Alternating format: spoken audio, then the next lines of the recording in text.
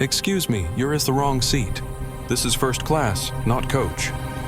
The words cut through the polished cabin of Skylight Airways Flight SE447 like a blade. Carmen Rodriguez didn't whisper You them. think you can just She didn't sit there? suggest them.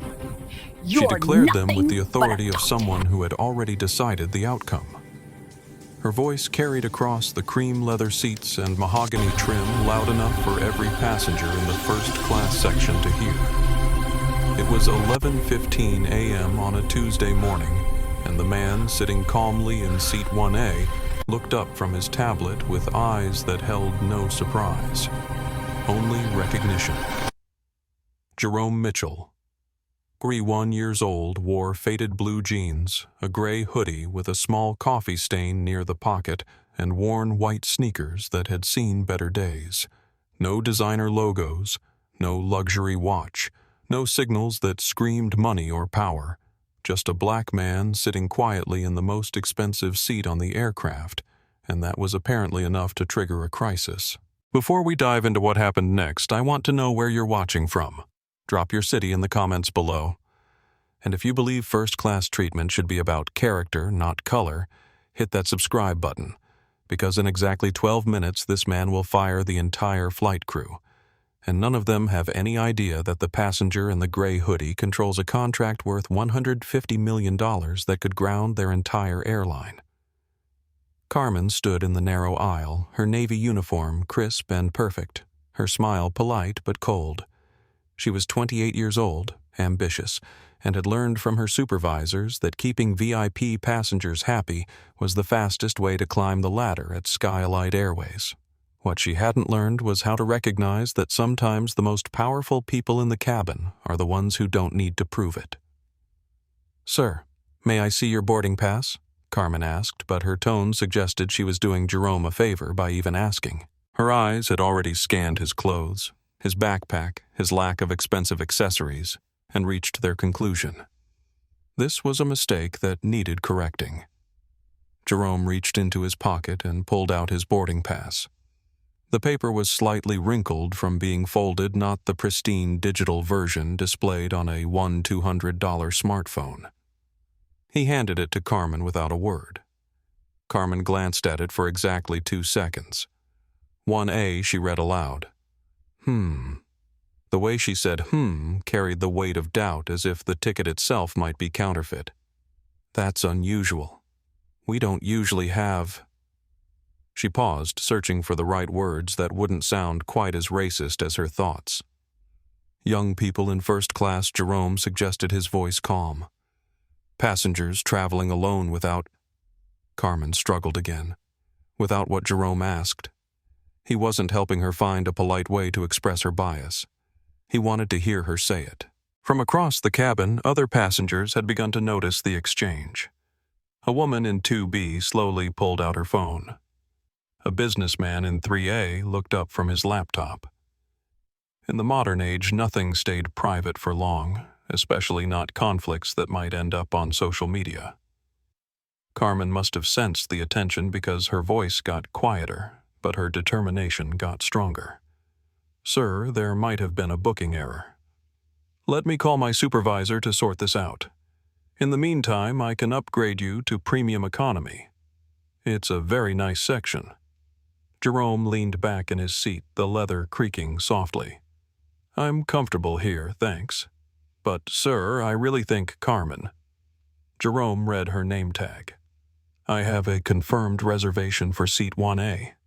I've checked in. I'm sitting in my assigned seat. Is there a specific policy that requires me to move?" Carmen's cheeks flushed slightly. She wasn't used to passengers who asked direct questions about policies. Most people just did what they were told. "No, sir, but—" "Then I'll stay here." The simplicity of his response left Carmen standing in the aisle, unsure of her next move. She had expected compliance, maybe some embarrassment, perhaps an apology for the confusion. She hadn't expected calm confidence. What Carmen didn't know was that Jerome Mitchell was the CEO of TechVantage Solutions, a company worth $8 billion that specialized in enterprise software solutions. What she didn't know was that Skylight Airways had been courting TechVantage for 18 months, desperate to sign them as a corporate travel partner in a deal worth $150 million annually. What she didn't know was that Jerome had deliberately booked this flight under a shortened version of his name, wearing ordinary clothes specifically to test how Skylight treated passengers who didn't look like their typical first-class clientele. What Carmen did know was that her supervisor had made it very clear that keeping wealthy passengers happy was more important than following policies to the letter, and she was about to prove it. "Let me just make a quick call," Carmen said, backing away from Jerome's seat with her phone already in her hand. Jerome watched her go, then returned his attention to his tablet. On the screen was an unsigned contract between TechVantage Solutions and Skylight Airways. One signature from him and Skylight would become the exclusive airline for his company's 15,000 employees. One signature and Skylight's stock price would jump 20% overnight. But Jerome didn't sign. Not yet. He had learned long ago that the way people treat you when they don't know who you are reveals everything about their true character. Today was a test. In about 12 minutes, he would have all the data he needed to make his decision. And Skylight Airways was about to fail that test in the most spectacular way possible. Jerome Mitchell's journey to seat 1A began 23 years earlier in a freshman dorm room at MIT, where a young black engineering student with a full scholarship and a head full of dreams sat coding until 3 a.m. every night. His roommates thought he was crazy spending weekends building software instead of going to parties. His professors thought he was talented but unfocused, jumping between projects without finishing them. Only Jerome knew he was building something bigger. By junior year, he had developed a customer relationship management system that was so intuitive, so elegant, that local businesses started paying him to customize it. By graduation, 3 companies were fighting to acquire his technology. Jerome said no to all of them. Instead, he moved back to his childhood neighborhood in Detroit, set up shop in his mother's garage, and founded TechVantage Solutions with $3,000 in savings and a belief that software should serve people, not the other way around. The early years were brutal. Investors would take meetings with him, hear his presentation, love his technology, and then suddenly discover concerns about his leadership experience or his market fit. Jerome learned to read between the lines. In boardrooms full of suits that cost more than most people's cars, he was often the only black face in the room. Some investors were direct about their concerns. Others were more subtle. All of them were wrong. TechVantage grew anyway. Small businesses became medium businesses, became Fortune 500 companies. The customer relationship software evolved into an entire suite of enterprise solutions. The garage became an office, became a campus, became a global headquarters with 15,000 employees across 6 continents. But success didn't erase the memories. Jerome could still recall every slight, every second guess, every moment when someone looked at him and saw limitation instead of potential. He remembered the investor who suggested he bring in a more experienced CEO. He remembered the corporate lawyer who spoke directly to his white business partner while Jerome sat silently in the corner. He remembered the airline gate agent who flagged his ticket as suspicious when he tried to board first class for the first time. Those memories weren't wounds anymore. They were data points, and data points could be used to make better decisions. That's why Jerome found himself on Skylight Airways Flight SE447, dressed like any other passenger carrying a backpack instead of a briefcase. For 18 months, Skylight's corporate sales team had been pursuing TechVantage with increasing desperation. Their presentations were polished, their numbers were impressive, their promises were bold, but Jerome had learned that promises made in conference rooms often fell apart at 35,000 feet. He needed to know how Skylight actually treated people. Not their VIP customers, not their corporate partners, not their board members. Just people. Regular people who paid for a service and expected to be treated with basic human dignity. The test was simple. book a flight under his first initial and last name. Dress down, sit in first class, wait, and see what happened. So far, Skylight was failing.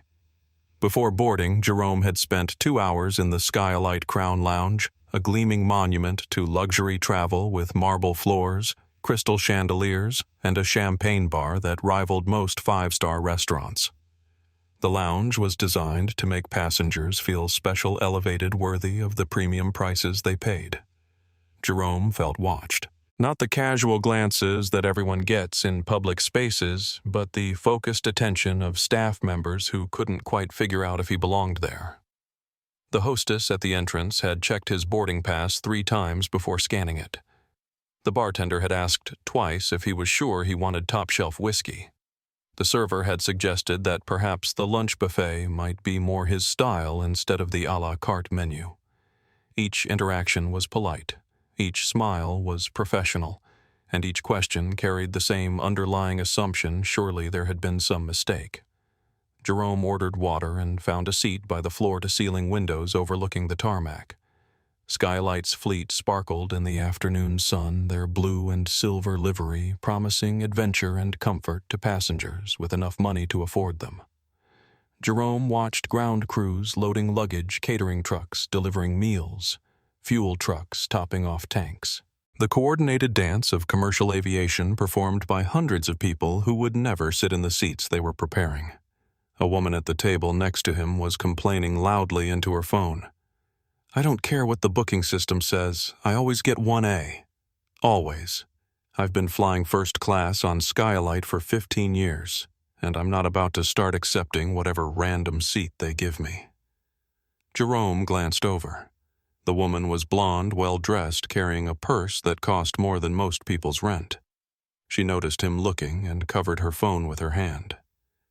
"Excuse me," she said, her voice carrying the particular entitlement of someone who had never been told no. "Are you flying first class today?" Jerome nodded. "On this flight?" To New York, Jerome nodded again. The woman studied his clothes, his backpack, his general appearance, and her expression shifted from curiosity to something approaching alarm. She uncovered her phone and spoke more urgently to whoever was on the other end. "Listen. There might be some kind of booking error. I'm going to need you to fix this before I board." Jerome understood that he was the booking error. He was the problem that needed fixing. The woman continued her call while shooting occasional glances in his direction, as if he might suddenly produce a coach boarding pass and admit to sneaking into the wrong lounge. He didn't. Victoria Whitman had been flying first class since before most flight attendants were born. At 45, she was married to David Whitman, the CEO of Whitman Media Group, a company that owned 14 regional newspapers and 3 cable networks. Victoria's morning routine included checking the stock market, reviewing her husband's media coverage, and confirming that her preferred seat on whatever flight she was taking remained blocked for her use. Seat 1A on Skylight flights wasn't just her favorite, it was her throne. She had cultivated relationships with gate agents, flight attendants, and customer service representatives, who all understood that Victoria Whitman's comfort was a priority. Not because Skylight had any official policy about reserved seats, but because Victoria had made it clear that her dissatisfaction would be expressed loudly publicly and in ways that could damage the airline's reputation. In an industry where customer complaints could go viral in minutes, keeping Victoria happy was simply good business. At least, that's what everyone believed. Carmen Rodriguez had learned this lesson 6 months into her job with Skylight. She was young, ambitious, and determined to move up from domestic routes to international flights where the tips were better and the career opportunities more plentiful. Carmen had grown up in Phoenix, the daughter of immigrants who had worked multiple jobs to give their children opportunities they never had. She understood that success required sacrifices, compromises, and sometimes making difficult choices about who to prioritize.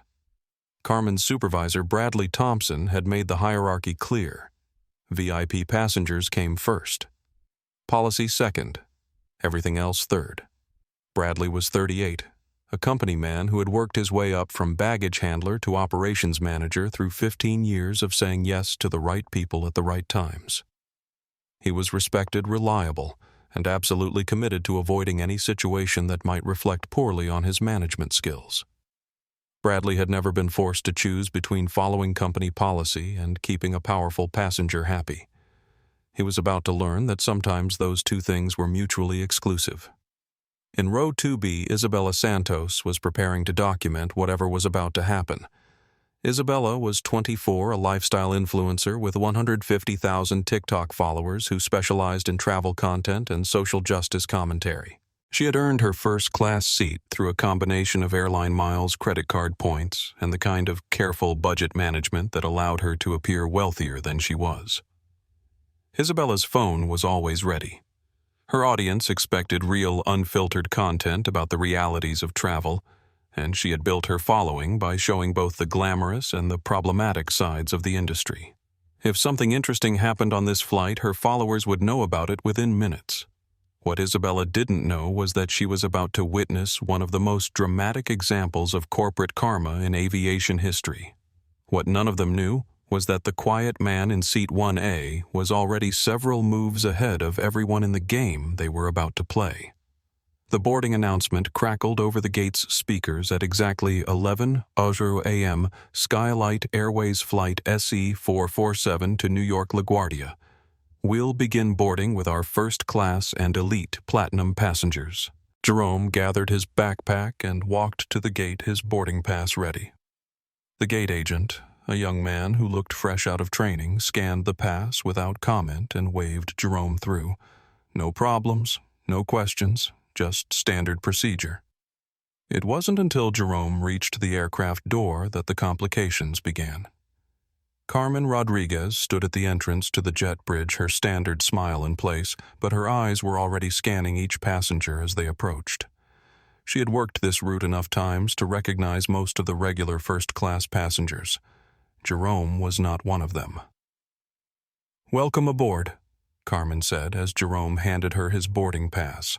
She glanced at it, then at him, then back at the pass. 1A. That's correct. Carmen looked past Jerome as if expecting to see someone else, perhaps the real passenger for 1A, following behind. When no one appeared, she handed the pass back with a smile that didn't quite reach her eyes. "Right this way." Jerome followed Carmen into the cabin past the galley area where two other flight attendants were preparing for departure, past the wall that separated first class from the rest of the aircraft, and into the premium section with its 12 oversized seats arranged in a 1-2-1 configuration. Seat 1A was on the left side of the aircraft, a window seat with maximum legroom and privacy. Jerome had specifically requested it. He settled into the leather seat, stowed his backpack under the seat in front of him, and pulled out his tablet. Carmen hovered in the aisle. "Can I get you anything before we take off?"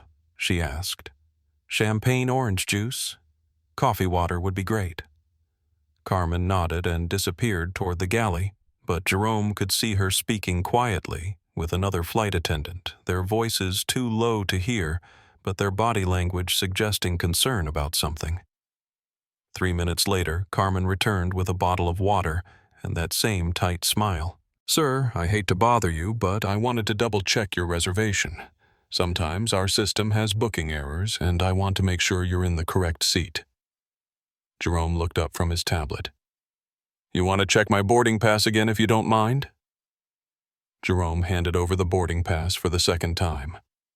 Carmen studied it more carefully now, as if additional scrutiny might reveal hidden details she had missed. The pass clearly showed Jerome's name, seat 1A, and the Skylight Airways logo. There was nothing ambiguous about it. Carmen said that same loaded sound from earlier. "And you purchased this ticket yourself?" The question hung in the air like a challenge. Jerome set down his tablet and gave Carmen his full attention. "Is there a reason you're asking?" "Oh, no, sir, just standard procedure. Sometimes people use someone else's miles or have their assistant book travel, and we want to make sure everything matches our records." Jerome had heard this song before. The careful questions, the professional tone, the implication that surely someone like him couldn't have legitimately purchased a first-class seat on his own. He had a choice: produce his credit card and identification to prove he belonged, or let the situation develop naturally and see how far Skylight was willing to go. He chose to let it develop. "I purchased the ticket myself with my own credit card," Jerome said calmly. "Is there a problem?" Carmen's smile became more strained. "No problem at all. I just need to verify a few details with my supervisor. I'll be right back." Jerome watched Carmen walk toward the front of the cabin, her phone already in her hand. Through the thin curtain that separated first class from premium economy, he could see other passengers boarding, finding their seats, settling in for the cross-country flight. None of them were being questioned about their right to be there. At 11:18 a.m., exactly 3 minutes after Carmen had walked away to make her phone call, Victoria Whitman appeared in the first-class cabin like a storm system moving in from the horizon. She swept through the entrance with the confidence of someone who had never been told she couldn't have what she wanted. Her blonde hair was perfectly styled. Her cream-colored business suit was clearly designer, and her red leather handbag cost more than most people made in a month. She moved past the galley, past the other passengers, and directly toward seat 1A with the determination of someone reclaiming stolen property. Victoria stopped in the aisle next to Jerome's seat and stared down at him with unconcealed disbelief. "Excuse me," she said loud enough for every passenger in first class to hear. "You're in my seat." Jerome looked up from his tablet. Victoria was standing so close that he could smell her expensive perfume and see the thin lines of frustration around her eyes. "I'm sorry. That's my seat. 1A. I always sit in 1A. Jerome held up his boarding pass. "According to this, it's my seat today." Victoria didn't look at the boarding pass. She didn't need to. In her world, boarding passes were just pieces of paper, and pieces of paper could be changed, transferred, or upgraded by people with the right connections. "There's been a mistake," Victoria announced, not to Jerome, but to the cabin in general, as if speaking to a larger audience might summon someone in authority to fix this obvious error. "I specifically requested 1A when I made my reservation. I always get 1A. The staff knows this." Jerome remained calm. "When did you make your reservation?" Victoria blinked clearly, not expecting the question. "I don't see how that's relevant. I made mine 6 weeks ago. Confirmed seat assignment, paid for the ticket, checked in online this morning. Unless you made your reservation before I was born, I believe this seat is mine." A few passengers in nearby seats had started to pay attention. The man in 2A looked up from his laptop. The woman in 1B paused her phone conversation. Isabella Santos in 2B discreetly positioned her phone to capture whatever was about to happen. Victoria's voice rose. "Listen, I don't know who you are or how you got that boarding pass, but I'm Victoria Whitman. My husband is David Whitman, CEO of Whitman Media Group. We spend over $200,000 a year on Skylight flights. I think I know which seat I'm supposed to be in." Jerome nodded thoughtfully. "I'm sure you do spend a lot of money with Skylight, but that doesn't change the fact that I have a confirmed reservation for this seat." Victoria's face flushed red. She wasn't used to passengers who didn't immediately defer to her authority. In her experience, mentioning her husband's name and their annual spending was usually enough to resolve any confusion about seating arrangements. "Where's the flight attendant?" Victoria demanded, looking around the cabin. "Someone needs to sort this out right now." As if summoned, Carmen appeared from the galley area, her phone still in her hand and a slightly frazzled expression on her face. She had clearly been hoping to resolve the booking error quietly before any VIP passengers noticed the problem. Too late. Carmen Victoria called out, her voice carrying the authority of someone who knew the staff by name. "Thank goodness you're here. Someone is sitting in my seat." Carmen approached with the careful diplomacy of someone walking into a minefield. She had spent the last 5 minutes on the phone with Bradley Thompson explaining the situation and receiving very clear instructions about how to handle it. Mrs. Whitman Carmen said warmly, "It's wonderful to see you again. I understand there's some confusion about seating. There's no confusion, Victoria replied firmly. This person is in 1A, and 1A is my seat. I need you to move him. Carmen turned to Jerome with an apologetic smile. Sir, I spoke with my supervisor and we'd be happy to upgrade you to our premium economy section. It's very spacious and I think you'd find it much more comfortable. Jerome leaned back in his seat. More comfortable than first class. Well, no, but sometimes these booking errors happen and the easiest solution is... What booking error? Jerome interrupted. You've seen my boarding pass. You've confirmed I have a legitimate reservation. What exactly is the error? Carmen's smile became more strained. She had been hoping Jerome would accept the upgrade offer gracefully, allowing her to solve the problem without having to explain the real reason she was asking him to move. Sir, Mrs. Whitman is one of our most valued customers, and so am I. Jerome said quietly. Victoria laughed a short, sharp sound that carried no humor. Are you? What's your skylight status level? Jerome smiled. I don't have one. Well, I'm Elite Platinum Diamond. Victoria announced as if she were revealing royal lineage. The highest level skylight offers. I've been Elite Platinum Diamond for 7 consecutive years. So unless you can match that, I think we know who the valued customer is here. Jerome nodded slowly. You're absolutely right. We do know. What Victoria didn't know was that Jerome's company, TechVantage Solutions, represented potential annual revenue of $150 million for Skyalite Airways. What she didn't know was that Jerome himself had a personal net worth that exceeded the annual GDP of some small countries.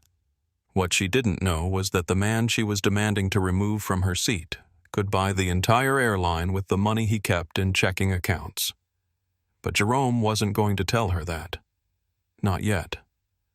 The confrontation had been growing louder, and other passengers in the first-class cabin were no longer pretending not to notice. In the age of social media, public conflicts were entertainment potential viral content and sometimes evidence of larger social problems. Isabella Santos in seat 2B had been discreetly recording since Victoria's entrance.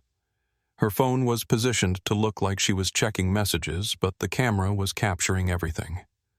Her TikTok audience loved real unfiltered content, especially content that revealed the ugly side of wealth and privilege. This situation was perfect for her brand. In seat 2A, Michael Foster, a marketing director for a Fortune 500 company, had stopped pretending to work on his laptop. Michael traveled frequently for business and had witnessed plenty of airline drama, but this felt different. The racial undertones were obvious, the power dynamic was troubling, and the staff's response was problematic. He pulled out his phone and opened LinkedIn, composing a post in real time. Watching Skyalite Airways staff attempt to remove a black passenger from first class to accommodate a white passenger who claims the seat is hers. This is 2024, people. We can do better. Michael hesitated before hitting post. Corporate employees were often careful about public criticism of business partners, but this was too blatant to ignore. He hit post. In seats 3A and 3B, Robert and Helen Davies, a retired couple from Connecticut, watched the scene unfold with growing discomfort. They were both in their 70s, had lived through the civil rights era, and recognized discrimination when they saw it. Robert leaned over to his wife. "This is wrong," he whispered. Helen nodded. "That young man has every right to his seat." Robert spoke louder, addressing the cabin in general. "Excuse me, but the gentleman has a valid boarding pass for that seat. I don't understand why there's any discussion about moving him." Victoria turned toward Robert with irritation. "This doesn't concern you. When I see someone being treated unfairly, it concerns me," Robert replied firmly. Helen Davies pulled out her phone and began typing. She wasn't comfortable with social media, but her granddaughter had taught her how to use Twitter. This seemed like a good time to learn. She typed, watching Skyalite Airways staff discriminate against passenger in first class. Disgusting behavior. Do better. Carmen watched the situation spiral beyond her control. More passengers were paying attention. Phones were appearing, and the quiet resolution she had hoped for was becoming very public very quickly. Perhaps we should continue this conversation away from other passengers, Carmen suggested. No, Jerome said firmly. We can continue it right here. You've asked me to give up my seat, and I'd like to know why. Not euphemisms about booking errors or comfort levels. The real reason. Carmen looked desperately toward the galley, hoping Bradley Thompson would appear to handle this situation. She was trained to deal with passenger requests, not passenger rights confrontations. Sir, I'm just trying to accommodate all of our passengers' needs. All of our passengers? Jerome asked. Because it seems like you're only trying to accommodate one passenger's needs, and it's not mine. Victoria had heard enough. Look, I don't know what your problem is, but this is ridiculous. Carmen, just move him. Now.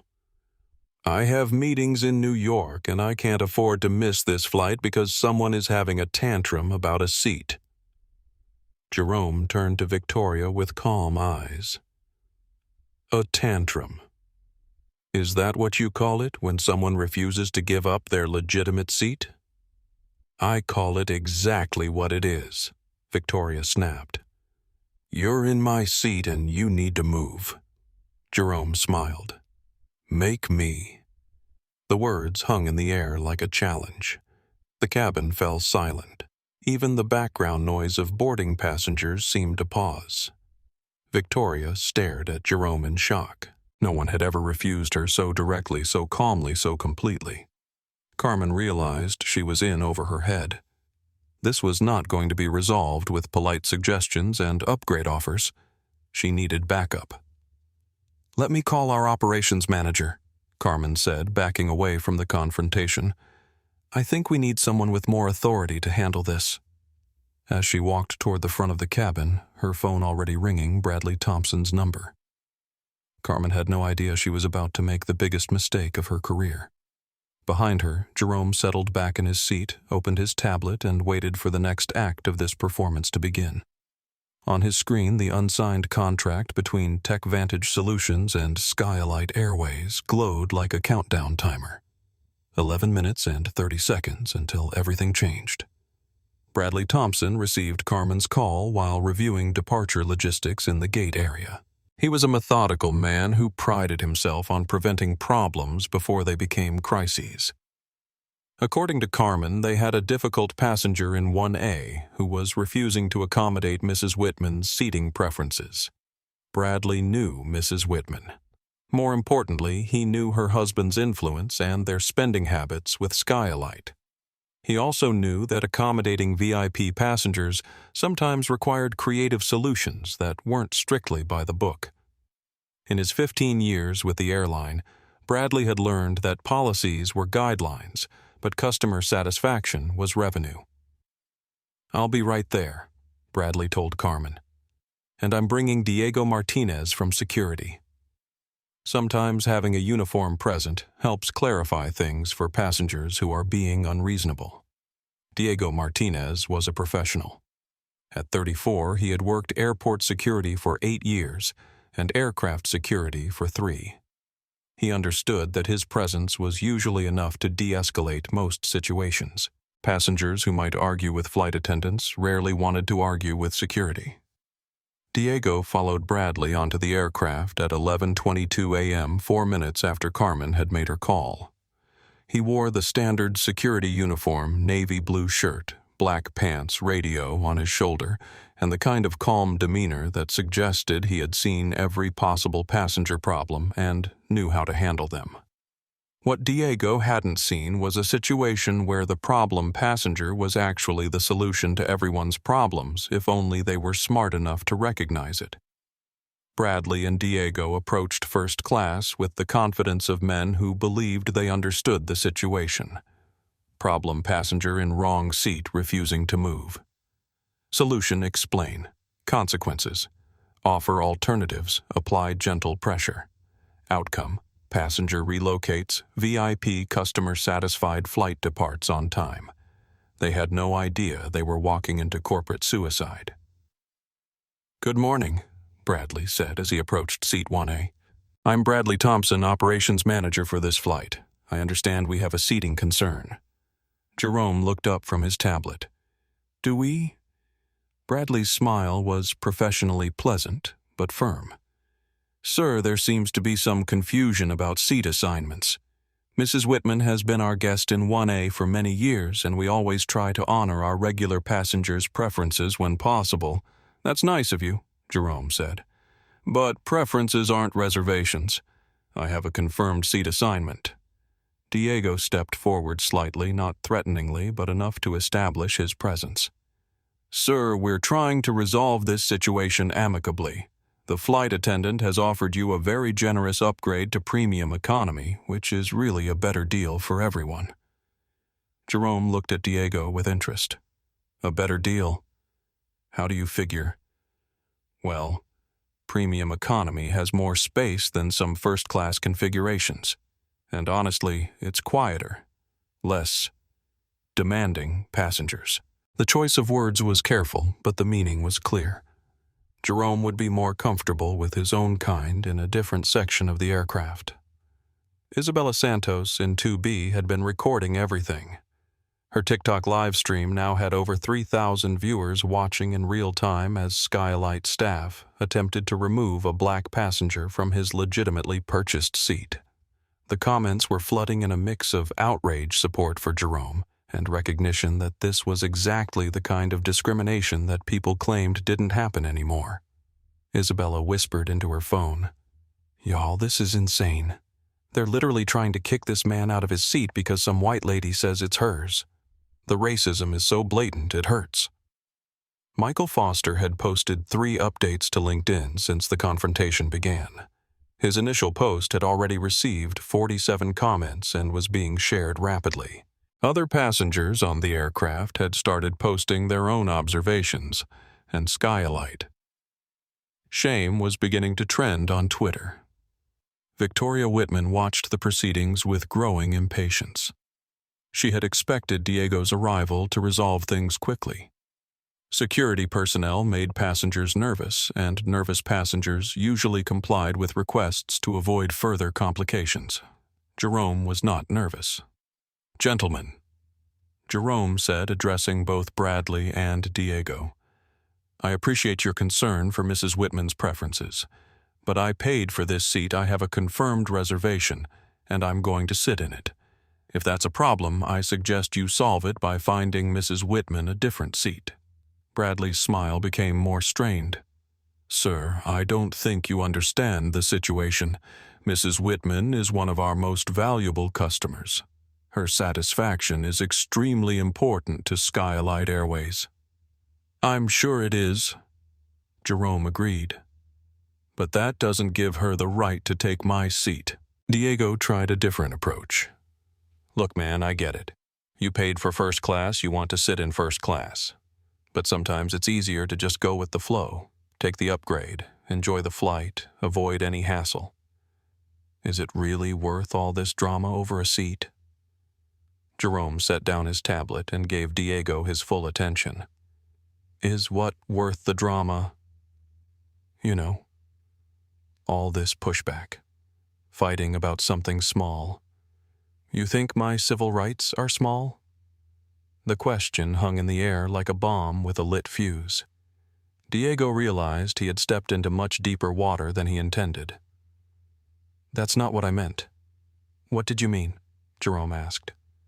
"Because from where I'm sitting, it sounds like you're suggesting I should give up my legally purchased seat because a white passenger wants it, and that my resistance to that suggestion is unreasonable."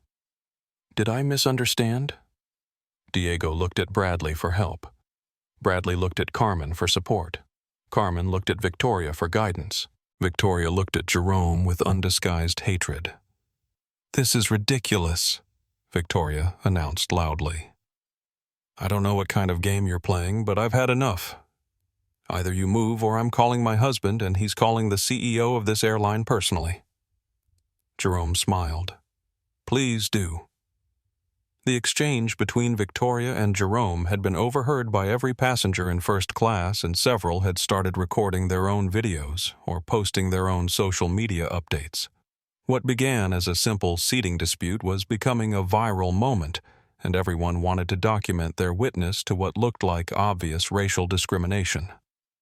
Isabella Santos had switched from TikTok to Instagram Live, and her viewer count had climbed past 5,000.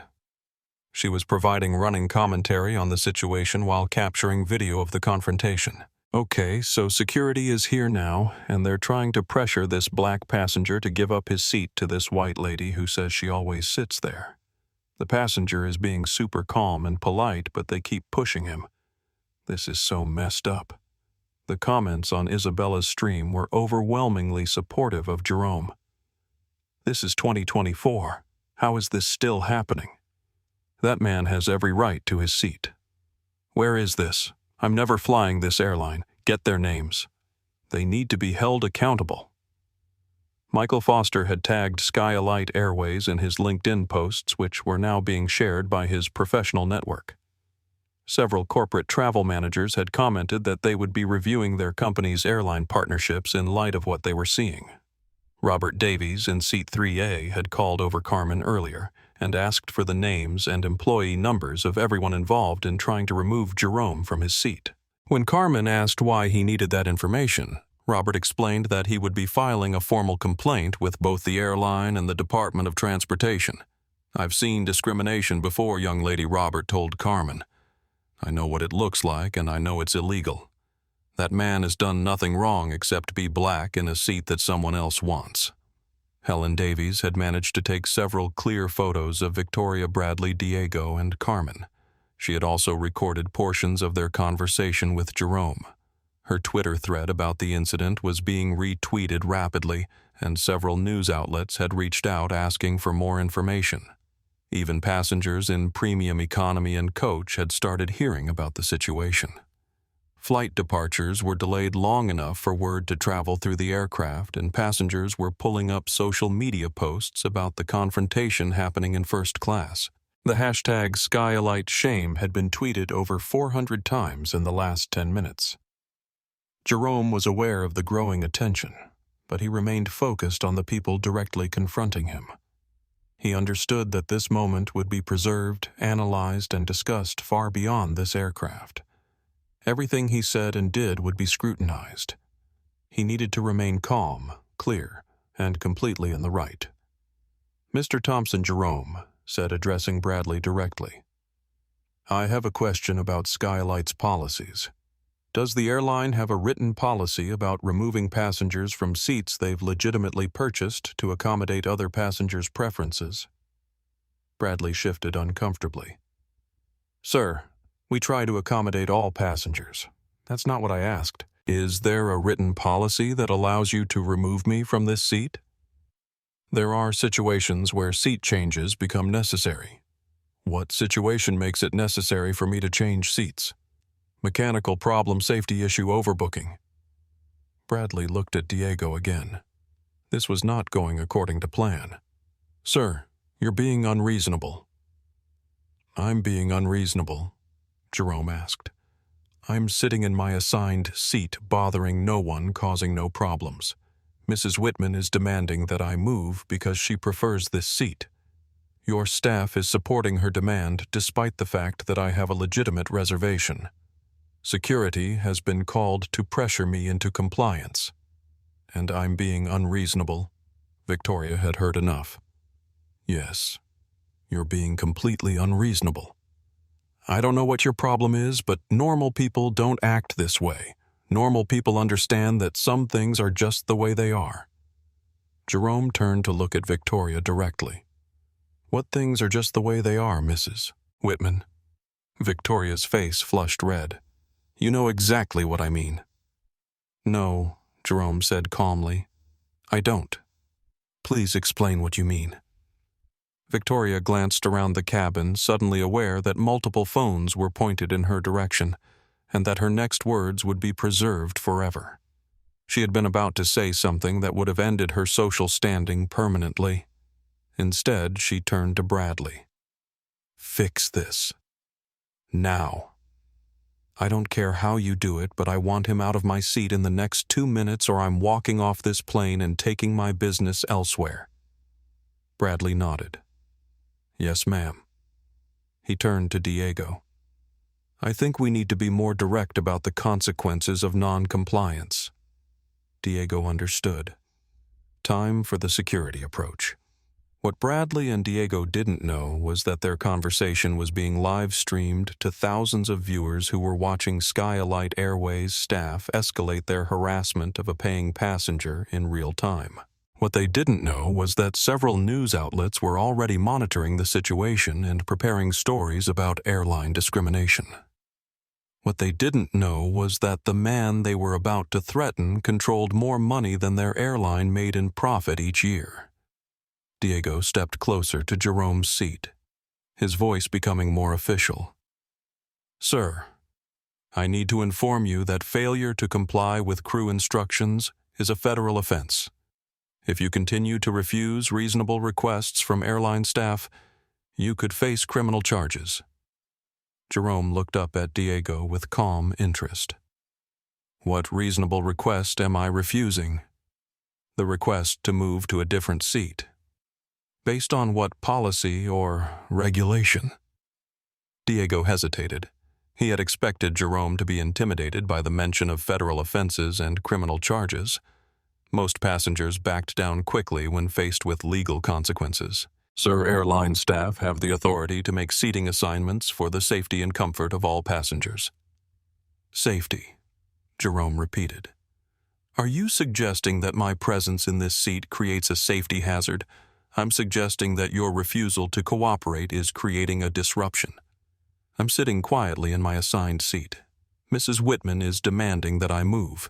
Your staff is supporting her demand." "Who exactly is creating the disruption Isabella Santos still live streaming?" whispered to her audience. "This security guy is literally threatening to arrest this man for sitting in his own seat. Like this passenger bought a ticket. He's in his assigned seat. He's not bothering anybody, and they're threatening him with criminal charges." "This is insane." The comments on her stream had become a wall of outrage. "Call the news. This is straight-up racism. That man should sue them into bankruptcy. What airline is this? Never flying them again." Michael Foster stood up from his seat in 2A and addressed Diego directly. "Excuse me, officer, but I've been watching this entire situation, and that gentleman has done nothing wrong. He has a valid boarding pass for seat 1A. He's been polite and cooperative, and he's being harassed for no legitimate reason. I'm a corporate travel manager, and I can tell you that what you're doing right now is going to cost Skyalite Airways millions of dollars in lost business." Diego turned toward Michael with irritation. "Sir, please return to your seat. This doesn't concern you." "It concerns everyone on this aircraft," Michael replied. "We're witnessing discrimination in action, and I'm not going to sit silently while it happens." Robert Davies spoke up from row 3. "The young man is right. I've been flying for 50 years, and I've never seen airline staff treat a passenger this poorly without cause." Helen Davies added, "Someone should call the media. This is exactly the kind of behavior that needs to be exposed." Bradley realized the situation was spiraling completely out of control. What should have been a simple accommodation request had become a public relations disaster with multiple witnesses, social media coverage, and growing passenger support for Jerome. Time for the nuclear option. Sir Bradley said, his voice carrying new authority. "I'm the operations manager for this flight, and I'm directing you to move to seat 7A in premium economy immediately. If you refuse, we will have you removed from the aircraft by law enforcement." Jerome leaned back in his seat and smiled. "Are you sure you want to do that?" Bradley. Something in Jerome's tone gave Bradley pause.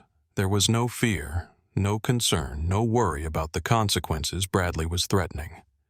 Instead, Jerome sounded almost amused, as if Bradley were a child who didn't understand the game he was playing. "I'm very sure," Bradley replied, though his voice carried less confidence than his words. Jerome picked up his phone and speed-dialed a number. The call connected immediately. "Lisa, It's Jerome. Cancel the Skylight partnership. All of it. The $150 million annual contract, the corporate travel agreement, everything. Cancel it now. The first-class cabin fell silent. Jerome continued speaking into his phone, his voice calm and clear enough for everyone to hear. Also, get our legal team on the phone with the Department of Transportation. I want to file formal complaints against Skylight Airways for discrimination, harassment, and violation of passenger rights.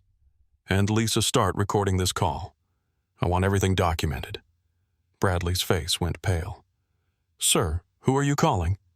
Jerome smiled and held up one finger, indicating he wasn't finished with his call. Lisa, make sure our corporate communications team knows that TechVantage Solutions will no longer be doing business with Skylight Airways due to their discriminatory practices. I want a press release ready to go within the hour.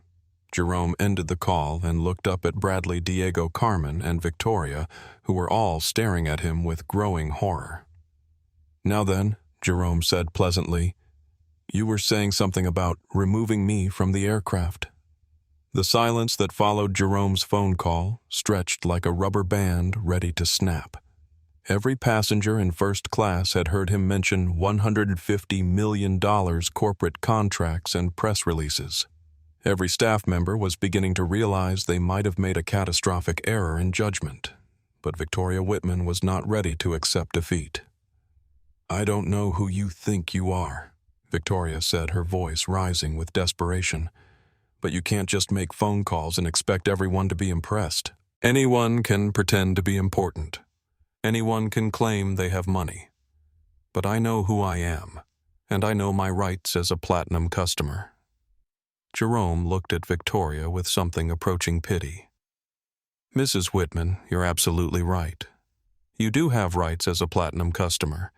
You have the right to excellent service, comfortable seating, priority boarding, and respectful treatment from airline staff.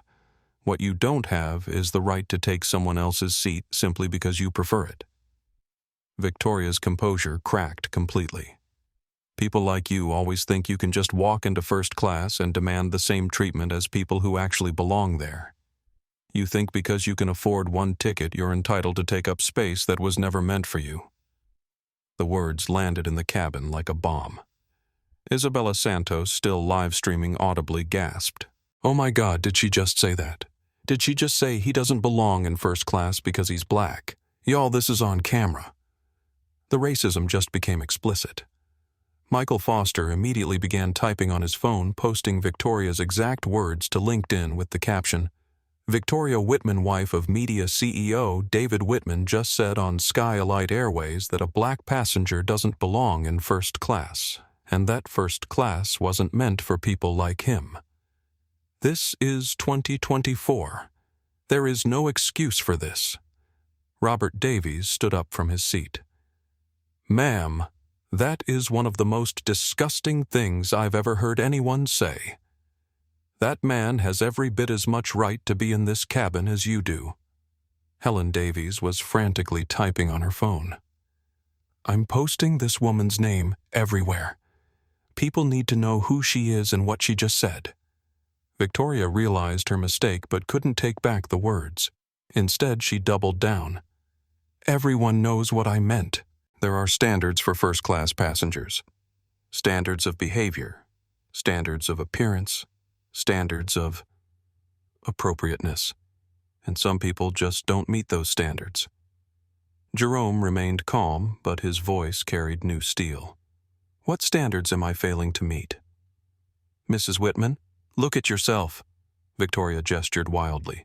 Your clothes, your backpack, your whole presentation. You don't look like you belong in first class. You look like you wandered into the wrong section by mistake. And how exactly should someone look to deserve a seat they purchased? Victoria glanced around the cabin, suddenly aware that she was being recorded by multiple people, and that her next words would follow her forever. But anger and entitlement overcame caution, like someone who can actually afford it, like someone who understands class and dignity and proper behavior, like someone who doesn't need to make phone calls pretending to be important just to keep a seat that doesn't belong to them anyway. The cabin exploded in response. Passengers began talking over each other, voices raised in outrage and disbelief. "Are you serious right now? This is the most racist thing I've ever witnessed. Someone call the news. This needs to be on television. What is wrong with you?" "Lady." Carmen watched the situation disintegrate beyond any possibility of control. She had been trained to handle passenger conflicts, but this had become a social media catastrophe with racial overtones that she was completely unprepared to manage. Bradley Thompson realized his career was probably ending in real time. Every word of this confrontation was being recorded, posted, and shared. Skylight Airways was about to become the subject of national news coverage, congressional investigations, and corporate boycotts, all because they had tried to remove a black passenger from his legally purchased seat to accommodate a racist customer's preferences. Diego Martinez understood that his role in this situation was going to be scrutinized by federal investigators. Threatening to arrest a passenger for sitting in their assigned seat while accommodating another passenger's racist demands was potentially a career-ending and criminal offense. But Victoria was just getting started. Bradley. Victoria demanded, "I don't care what phone calls this person makes or what threats he issues. I want him out of that seat right now. I want him removed from this aircraft. And I want an apology from Skylight Airways for subjecting me to this harassment." Bradley looked at Diego with desperation. They were trapped between a customer making increasingly racist demands and a passenger who clearly had significant resources and legal knowledge. Every choice they made now would be wrong, Mrs. Whitman. Bradley said carefully, "Perhaps we should consider other seating arrangements." "No," Victoria shouted. "I am not being accommodated. He is being accommodated. I have been flying Skylight for 15 years and I have never been treated with such disrespect. Either you remove him, or I will make sure everyone knows that Skylight Airways allows passengers to terrorize legitimate customers." Jerome spoke quietly into his phone. "Lisa, are you getting all of this?" His assistant's voice was audible to everyone nearby. "Every word, Jerome. Our legal team is already preparing documentation and our communications department is drafting statements. The Department of Transportation has been notified and we've reached out to several civil rights organizations." Victoria heard the assistant's response and her face went white. Who are you?" Jerome smiled. "Someone who can actually afford first-class Mrs. Whitman." Diego made one last attempt to salvage the situation. "Sir, maybe we can work out a compromise. Mrs. Whitman clearly feels strongly about this seat and you've made your point about passenger rights. What if we found you a different first-class seat with even better amenities?" "What better amenities?" Jerome asked. "This is already the best seat on the aircraft. Window seat, maximum legroom, first boarding group.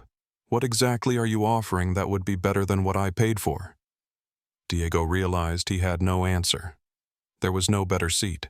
There was no logical reason for Jerome to accept a change.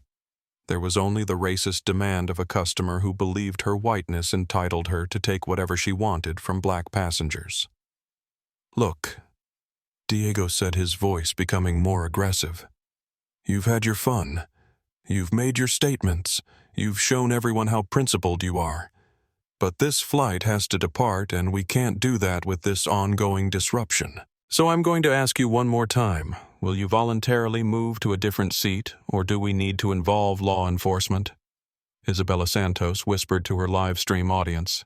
"He's literally threatening to have this man arrested for sitting in the seat he paid for. Security is threatening a paying passenger with arrest because a racist white lady wants his seat. This is America in 2024. Her viewer count had climbed past 8,000 people watching live. The comments were a wall of outrage support for Jerome and promises to boycott Skylight Airways forever. Michael Foster stood up again. "Officer, I'm a witness to everything that's happened here. That gentleman has committed no crime, violated no policy, and done nothing wrong. If you have him arrested, I will testify on his behalf in any legal proceeding that follows." Robert Davies added, "I'll testify as well. This is discrimination, plain and simple." Helen Davies held up her phone. And I have video evidence of everything that's been said and done. Jerome looked at Diego with calm interest.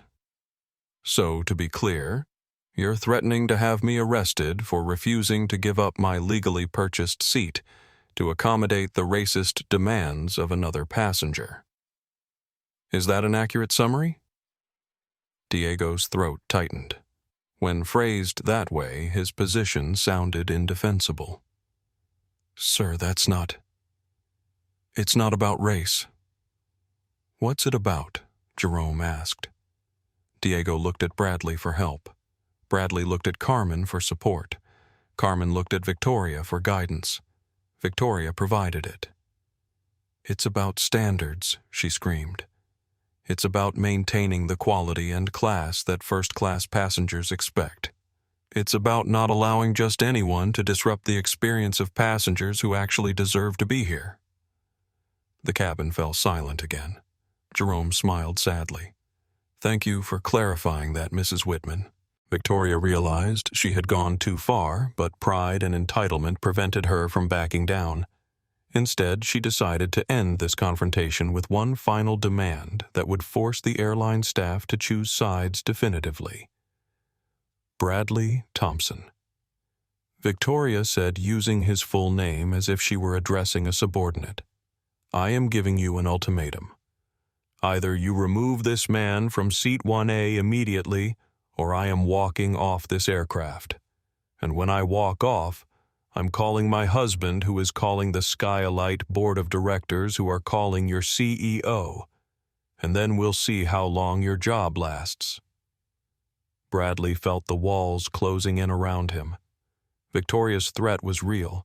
Her husband did have connections with Skylight's leadership. But removing Jerome would be illegal, discriminatory, and probably criminal. He was trapped between customer satisfaction and federal law. Mrs. Whitman Bradley said carefully, I understand your frustration, but... No buts, Victoria interrupted. Yes or no? Remove him or I leave. Choose. Jerome watched this exchange with fascination. Victoria was forcing Skylight Airways to choose between accommodating racism or following the law.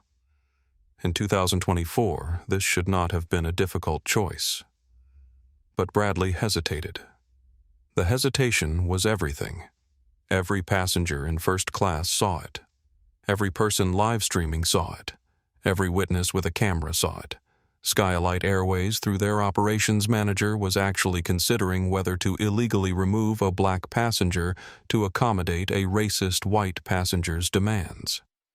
Take your time, Bradley Jerome said calmly. This is an important decision. I'm sure you want to think it through carefully. Bradley's hands were shaking slightly. Sweat had appeared on his forehead. His career, his reputation, and possibly his freedom hung in the balance of whatever he said next. Bradley started, then stopped. Victoria sensed victory. Finally, some common sense. She turned to Jerome with a triumphant smile. You heard him. Time to go. Jerome didn't move. Actually, I didn't hear him say anything. He doesn't need to say it, Victoria replied. His choice is obvious. Jerome pulled out his phone and made another call. Lisa, patch me through to our general counsel. The call connected within seconds. Jerome came a voice through the phone's speaker. David, I need you to listen very carefully to what's about to happen. I want you to hear Skylight Airways make their choice. Jerome held the phone up so everyone could hear both sides of the conversation. Bradley Thompson. Jerome said clearly, this is your last chance. Are you going to remove me from my legally purchased seat to accommodate Mrs. Whitman's racist demands? The question hung in the air like a sword over Bradley's head. Every passenger waited. Every person live streaming waited. Every witness with a camera waited. Skylight Airways was about to make the biggest mistake in their corporate history, or they were about to do the right thing. Bradley opened his mouth to respond, and Jerome smiled because he already knew what Bradley was going to say. Bradley Thompson took a deep breath, looked around the cabin at the cameras, the witnesses, and the viral social media coverage happening in real time, and made his choice. "Sir, I'm asking you to voluntarily relocate to premium economy to resolve this situation." The words fell like a guillotine. Jerome nodded slowly, as if Bradley had confirmed something he already knew about human nature. He lifted his phone so his general counsel could hear clearly. "David, did you get that? Skylight Airways has just chosen to remove a black passenger from his legally purchased seat to accommodate a white passenger's racist demands. I want that documented." "Got it, Jerome. This is being recorded. We'll have legal filings ready within the hour." Jerome ended that call and immediately dialed another number. This one connected to a conference line with multiple voices. Jerome came a woman's voice. "Lisa, are you there with the team? I'm here with Marcus from legal, Sarah from communications, and Rachel from corporate partnerships." Jerome put the phone on speaker so the entire first-class cabin could hear both sides of the conversation. "Team, I need you to execute Protocol 7 immediately." Protocol 7. Lisa asked for confirmation. The complete partnership termination. Complete termination. Effective immediately. Cancel the $150 million corporate travel contract with Skylight Airways. Cancel all employee travel arrangements. Cancel the in-flight internet partnership. Cancel the loyalty program integration. Cancel everything. Bradley Thompson's face went from pale to gray. "Sir, wait. Let me." Jerome held up one finger for silence and continued his call. "Sarah, I want a press release issued within 30 minutes explaining that TechVantage Solutions has terminated all partnerships with Skylight Airways due to their discriminatory treatment of passengers. Marcus file federal complaints with the DOT, the NAACP, and the Equal Employment Opportunity Commission. Rachel, notify all our corporate partners that we recommend they review their own relationships with Skylight." Jerome came another voice on the call. "This is Marcus from legal. Are you sure you want to go nuclear? This will destroy their stock price." Jerome looked directly at Bradley Thompson. "I'm sure." Carmen Rodriguez felt her stomach drop as she began to understand the magnitude of what was happening. "Sir, who are you?" Jerome smiled and answered his general counsel. "David, why don't you tell everyone who I am?" David's voice came through the phone's speaker, clear and authoritative. "Ladies and gentlemen, you've been discriminating against Jerome Mitchell, CEO and founder of TechVantage Solutions, valued at $8 billion. Mr. Mitchell personally controls assets worth approximately $2.3 billion, and his company was in final negotiations for a $150 million annual partnership with Skylight Airways." The first-class cabin fell silent except for the sound of Isabella Santos whispering, "Oh my God," repeatedly into her live stream. David continued.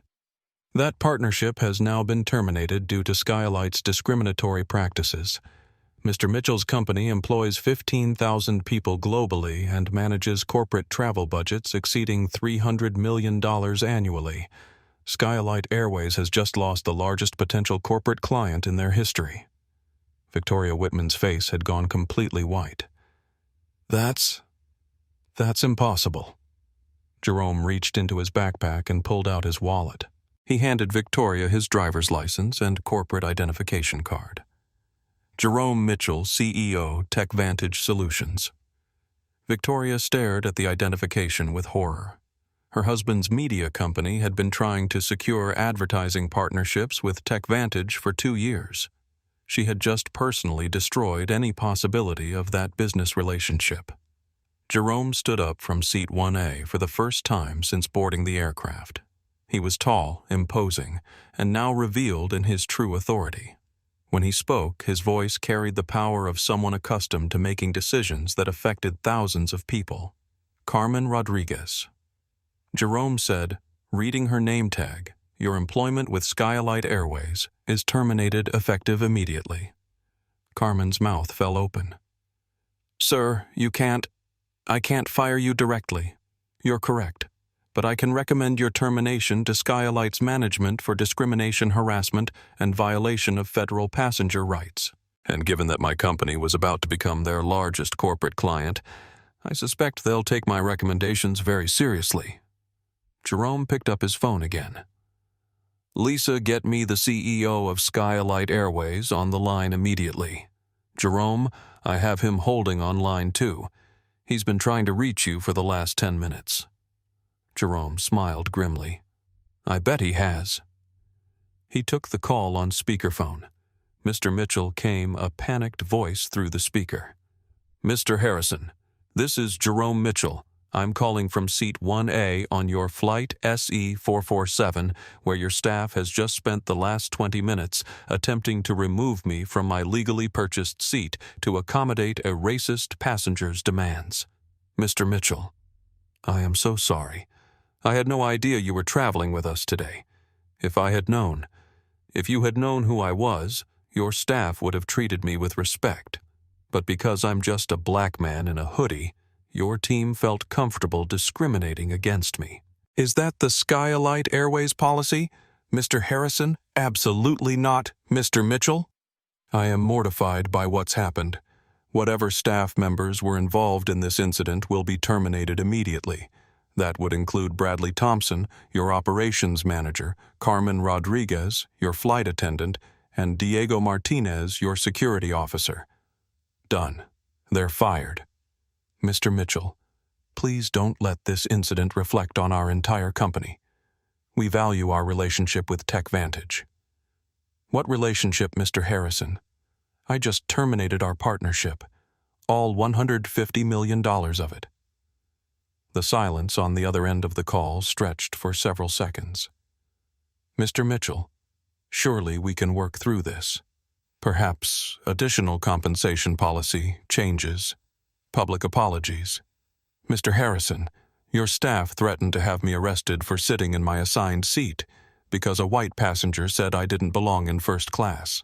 Your operations manager chose to support those racist demands rather than follow federal law. Your flight attendant actively participated in attempting to remove me. What exactly do you think we can work through? Jerome ended the call and turned to Bradley Thompson. Bradley, you made your choice. You chose to support discrimination over doing the right thing. You chose customer appeasement over federal law. You chose to threaten an innocent passenger rather than confront a racist one. Your employment with Skylight Airways ends today. Bradley's hands were shaking. Sir, please, I have a family. You were just trying to take the easy path, the path that required a black man to give up his rights to make a white woman comfortable. That path is closed now. Jerome turned to Diego Martinez. Diego, you threatened to arrest me for exercising my civil rights. You intimidated a passenger who was violating no laws, breaking no rules, and causing no problems. Your security credentials will be revoked and your actions will be reported to federal authorities. Diego had gone pale. Mr. Mitchell, I was just doing my job. Your job is to protect passengers from genuine threats, not to threaten passengers on behalf of racist customers. You failed at your job. Isabella Santos was still live streaming to an audience that had grown to over 15,000 viewers. The comment section was exploding with reactions to the revelation of Jerome's identity and the immediate terminations. Y'all, this is the most insane thing I've ever witnessed. This man they tried to kick out of first class just fired half the flight crew and canceled a $150 million contract. The racism literally cost this airline $150 million in 12 minutes. Michael Foster was posting continuous updates to LinkedIn.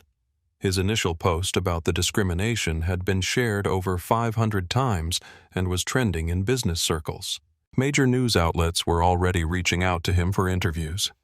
Robert and Helen Davies were documenting everything for their formal complaints to the Department of Transportation. They had clear video evidence of racial discrimination, illegal threats, and corporate negligence that would support federal investigations. Jerome's phone rang again. This time it was a number he didn't recognize. Mr. Mitchell, this is Rebecca Torres from CNN. We understand you're involved in an incident on a Skylight Airways flight that's trending on social media. Would you be available for a live interview?" Jerome looked around the cabin at the cameras, the witnesses, and the staff members whose careers had just ended because of their choices. "Ms. Torres, I'll be happy to speak with CNN after I finish dealing with the immediate situation. But yes, this story is exactly what it appears to be. Skylight Airways attempted to remove a black passenger from his legally purchased seat to accommodate a racist white passenger. Everything was recorded and the evidence is undeniable." Jerome ended the call and turned to Victoria Whitman, who had been standing silently in the aisle, still clutching his identification cards. "Mrs. Whitman," Jerome said quietly, "you got what you asked for. You wanted to see standards and consequences. You wanted to know who belongs in first class and who doesn't. Well, now you know." Victoria's voice was barely a whisper. I never intended." "You never intended to face consequences for your racism," Jerome replied. "You never intended for your words to be recorded and shared. You never intended for your actions to cost an airline $150 million. But intentions don't erase impact, Mrs. Whitman." Jerome sat back down in seat 1A and opened his tablet. "Now then," he said to the remaining passengers, "I believe we have a flight to catch." The first-class cabin remained silent as the magnitude of what had just occurred settled over everyone present.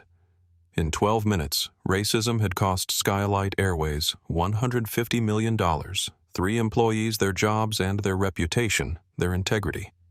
And Jerome Mitchell hadn't even raised his voice. Within 6 hours of Flight SE-447's departure, Skylight. Shame was the #1 trending topic on Twitter. Isabella Santos's live stream had been viewed over 100,000 times and shared across every social media platform. Major news networks were running the story as their lead segment with clear video evidence of racial discrimination on a commercial airline. By the next morning, Skylight Airways stock had dropped 18% in pre-market trading. The company's board of directors held an emergency meeting at 6 a.m. to discuss crisis management strategies. Their largest potential corporate client had publicly terminated their partnership.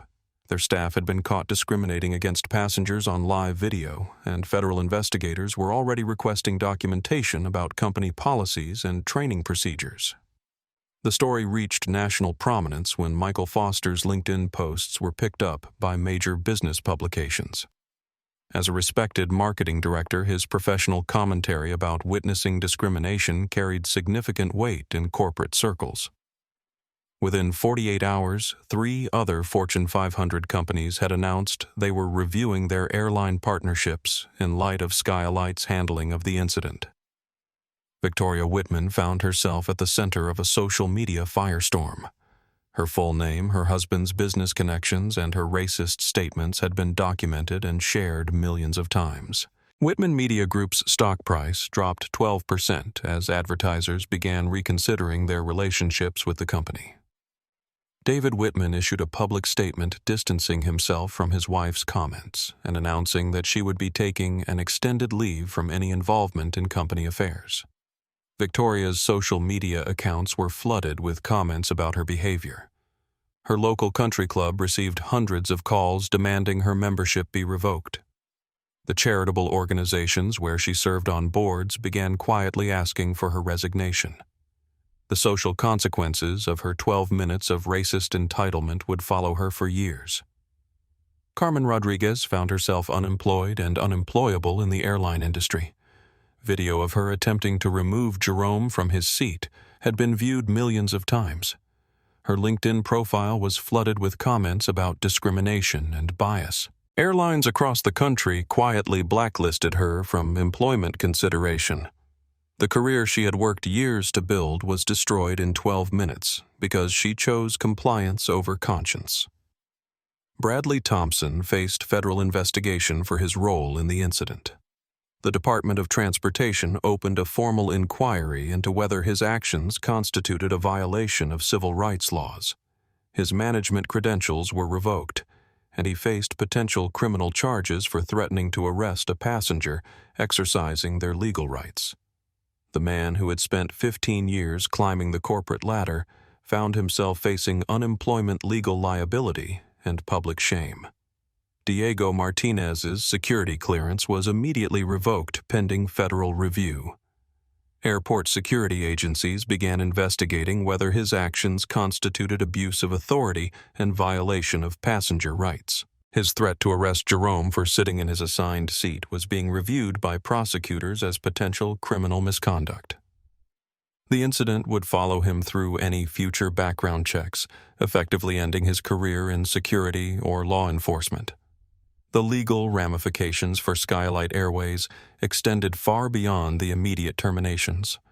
Jerome's legal team filed comprehensive complaints with multiple federal agencies, each carrying potential fines in the millions of dollars.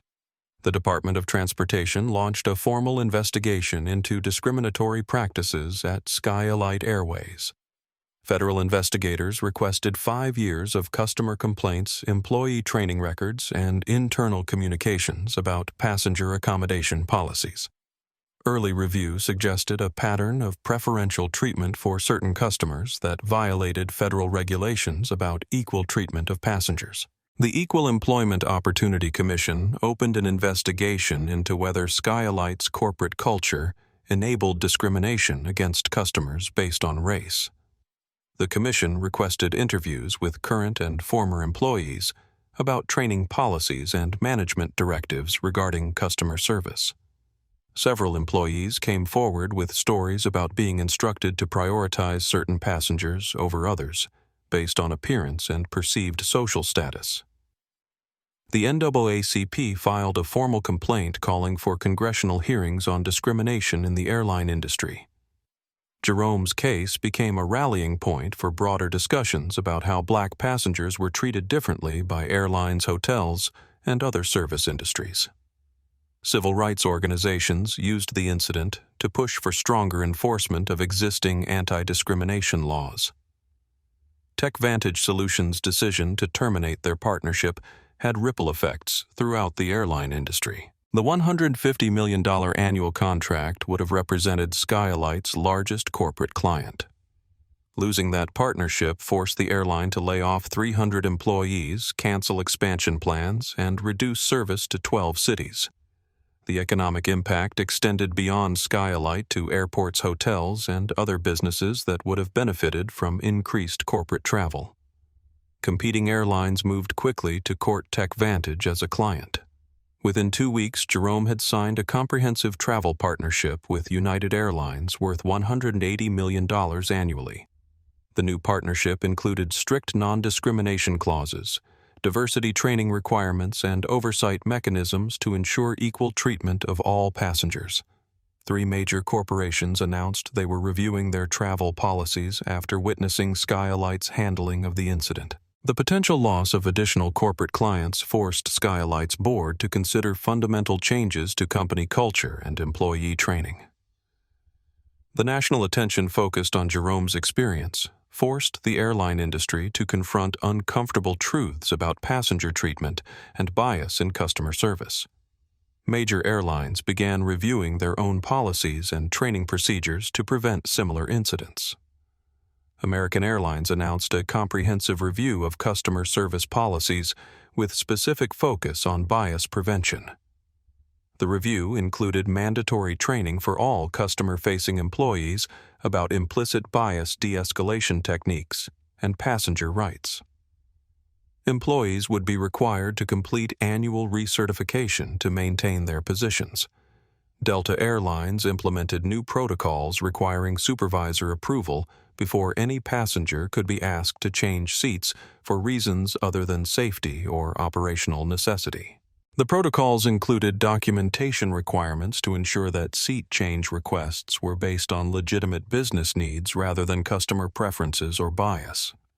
United Airlines, competing for TechVantage's partnership, announced the creation of a passenger advocacy position within their customer service organization. The advocate would investigate discrimination complaints, ensure fair treatment of all passengers, and recommend policy changes to prevent bias in service delivery. Southwest Airlines began conducting regular audits of customer service interactions to identify patterns that might suggest discriminatory treatment. The audits included review of complaint data, employee feedback, and passenger surveys to ensure equal treatment across all demographic groups. The International Air Transport Association issued new guidelines for member airlines about preventing discrimination and ensuring equal treatment of passengers. The guidelines included specific protocols for handling conflicts between passengers, training requirements for staff, and oversight mechanisms to ensure compliance with civil rights laws. Airport authorities began reviewing security protocols to ensure that passenger removal procedures included proper oversight and documentation. Diego Martinez's threat to arrest Jerome highlighted the potential for abuse of security authority in service of discriminatory customer demands. The Federal Aviation Administration announced plans to strengthen oversight of airline customer service practices. The FAA would begin regular audits of airline policies, training programs, and complaint resolution procedures to ensure compliance with federal regulations about equal treatment of passengers. Jerome's experience became a case study in business schools and civil rights programs across the country. The incident demonstrated how individual acts of discrimination could have massive corporate and financial consequences in the age of social media and instant communication. But the most significant change was cultural. Jerome's calm dignity in the face of racist harassment showed millions of people that discrimination could be confronted without violence, that justice could be achieved through principle rather than anger, and that economic consequences could be more powerful than legal remedies in changing corporate behavior. 6 months after Flight SE-447, Jerome Mitchell sat in his office overlooking the Detroit River, reading a letter from a young black engineering student at Howard University. The student wrote that watching Jerome maintain his dignity and composure during the airline incident had inspired her to pursue her dreams in technology despite the barriers she faced. The letter was one of hundreds Jerome had received from people who felt empowered by his example. Parents wrote that they had shown their children the videos to teach them about standing up for principles. Business leaders described changing their company policies after witnessing the consequences of discrimination. College students shared stories about finding courage to speak up against bias in their own experiences. Jerome had never intended to become a symbol. He had simply refused to accept unequal treatment and allowed the truth to speak for itself. But the response to his actions revealed how hungry people were for examples of quiet strength, principled resistance, and consequences for those who chose discrimination over decency. The personal cost had been significant. Jerome's privacy was gone. He could no longer travel anonymously or test companies' true values without recognition. His family had faced scrutiny and attention they never wanted. His children dealt with classmates and teachers who treated them differently because of their father's fame. But Jerome didn't regret his choices. In his office, framed next to his engineering degree and various business awards, hung a simple printout of Robert Davies's tweet from that day. True character is revealed when people think no one important is watching. The quote reminded Jerome daily that character wasn't about grand gestures or public declarations. Character was about making the right choice when it would be easier to make the wrong one, about treating others with dignity even when they denied you yours, and about understanding that justice achieved through principle lasted longer than victory achieved through anger. Isabella Santos had built a career from the platform her livestream provided. Her follower count had grown to over 500,000, and she used her voice to highlight discrimination and injustice in travel and hospitality. She often said that witnessing Jerome's dignity under pressure had taught her that the most powerful response to hatred was not to become hateful yourself. Michael Foster had been promoted to Vice President of Marketing at his company after his professional handling of witnessing discrimination demonstrated leadership qualities his superiors hadn't previously recognized. He regularly spoke at business conferences about corporate responsibility and the importance of speaking up against injustice in professional settings. Robert and Helen Davies became advocates for passenger rights and civil rights in travel. They testified before congressional committees about discrimination in transportation and worked with civil rights organizations to document and address bias in customer service. Their witness to Jerome's treatment had awakened activism they never expected to discover in their retirement years. On the first anniversary of the incident, Skyalite Airways looked like a completely different company. New leadership had implemented comprehensive bias training for all employees, created oversight mechanisms for customer service interactions, and established partnerships with civil rights organizations to monitor and improve their practices. The changes weren't just cosmetic. Skyalite had created a passenger advocate position similar to United's hired a chief diversity officer with real authority to change policies and implemented regular audits of customer service data to identify patterns of discriminatory treatment. Complaints about bias had dropped 78% as employees learned to recognize and interrupt their own prejudices. Carmen Rodriguez had found work as a customer service trainer for a hospitality consulting company. Her experience with the consequences of discrimination had given her unique insight into the importance of bias training and equal treatment protocols. She traveled the country teaching customer service representatives how to recognize their own prejudices and treat all customers with equal respect regardless of appearance or perceived social status. Bradley Thompson had left the airline industry entirely. He now worked for a nonprofit organization focused on civil rights education, using his experience as an example of how good people could make terrible choices when they prioritized convenience over conscience. His story served as a warning to other managers about the long-term consequences of short-term accommodations to discrimination.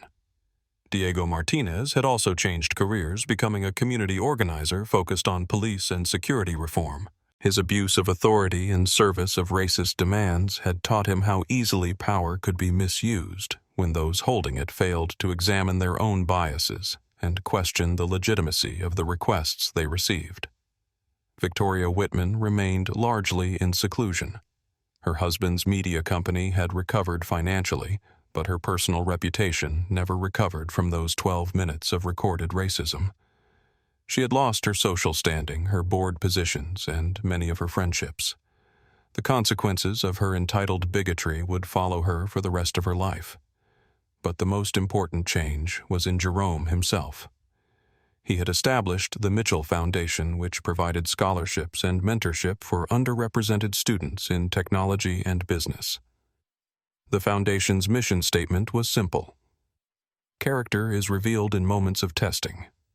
Excellence is achieved through principled action. The foundation funded not just education, but programs that taught young people how to maintain dignity under pressure, how to respond to discrimination with strength rather than anger, and how to use their success to create opportunities for others facing similar barriers. On a quiet Sunday evening, Jerome stood at the window of his home office watching his children play in the backyard. His daughter was teaching his son how to code on her laptop, both of them laughing as they built a simple game together. He thought about the letter from the Howard University student, about the hundreds of people who had written to thank him for showing them that dignity was stronger than hatred, that principle was more powerful than rage, and that justice achieved through character lasted longer than victory won through force. Jerome had learned something important on Flight SE-447. The way people treat you when they don't know who you are reveals who they really are. But more importantly, how you respond to that treatment reveals who you really are. He had chosen to remain calm, not because he was weak, but because he was strong. He had chosen to speak quietly, not because he was afraid, but because truth didn't need volume to carry power. He had chosen to let his actions speak instead of his anger, because consequences achieved through principle lasted longer than punishment achieved through emotion. The incident had cost Skylight Airways $150 million, 3 employees their careers, and Victoria Whitman her reputation. But it had given millions of people something more valuable, an example of how to maintain dignity in the face of discrimination, how to seek justice without sacrificing character, and how to transform moments of hatred into opportunities for change. Jerome's legacy wasn't the money he had made or the companies he had built. His legacy was the quiet demonstration that you could fight racism without becoming consumed by rage, that you could demand respect without compromising your principles, and that the most powerful response to hatred was not to hate back, but to remain so committed to your own dignity that others were forced to confront their lack of theirs. As his children's laughter drifted through the window, Jerome smiled. The next generation would face their own tests of character, their own moments when they would have to choose between convenience and conscience, between taking the easy path and taking the right one. But they would face those tests with the knowledge that dignity was not negotiable, that respect was not reserved for certain people, and that sometimes the person you underestimate is not just the one signing your paycheck. They're the one teaching you that character matters more than comfort, that justice matters more than convenience, and that the content of your character is revealed not by how you treat people who can help you, but by how you treat people who you think cannot. The lesson of Flight SE 447 would echo through corporate boardrooms, civil rights organizations, and family dinner tables for years to come. Treat people with dignity, not because of who they might be, but because of who you choose to be. And that choice, Jerome had learned, was the only one that ever really mattered. If this story moved you, if it reminded you that respect isn't earned through status symbols but through character, then hit that like button right now. Share this video with someone who needs to hear that dignity is not negotiable and justice is not optional. Subscribe to our channel if you believe these stories need to be told, because every subscription helps us reach more people with messages that matter. Comment below and tell us. Have you ever witnessed discrimination like this? Have you ever had to choose between staying silent and speaking up? Your stories matter, and they remind us all that change happens. One person, one choice, one moment of courage at a time. And remember, the most powerful person in any room is often the one who doesn't need to prove it. The strongest response to hatred is not hatred back, but dignity that cannot be shaken. Character is revealed not when everything is easy, but when everything is hard. Until next time, keep your dignity, demand your respect, and never underestimate the power of standing your ground with grace. Because sometimes the person sitting quietly in seat 1A isn't just a passenger, they're a lesson waiting to be learned.